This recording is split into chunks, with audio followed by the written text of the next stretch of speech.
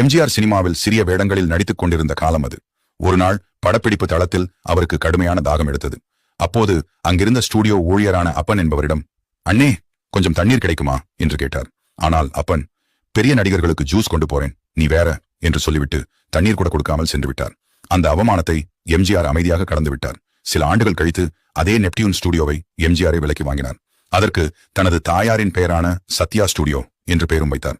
ஆச்சரியம் என்னவென்றால், தண்ணீர் கொடுக்க மறுத்த அதே அப்பன் இன்னும் அந்த ஸ்டூடியோவில் தான் வேலை பார்த்துக் கொண்டிருந்தார்.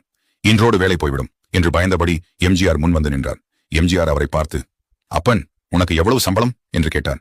200 ரூபாய் என்று நடுங்கிய குரலில் பதிலளித்தார் அப்பன். அதற்கு எம்ஜிஆர், இந்த மாதத்திலிருந்து உனக்கு 400 ரூபாய் சம்பளம் என்று சொல்லி அவரது தோளை தட்டி கொடுத்தார். அந்த நொடியில் அப்பன் எம்ஜிஆரின் காலில் விழுந்து கதறி அழுதாராம். அவமதித்தவர்களை தண்டிக்க பழிவாங்கலை தேர்ந்தெடுக்கவில்லை, அவர்களை வாழ வைக்கத்தான் தேர்ந்தெடுத்தார் மக்கள் திலகம் எம்ஜிஆர்.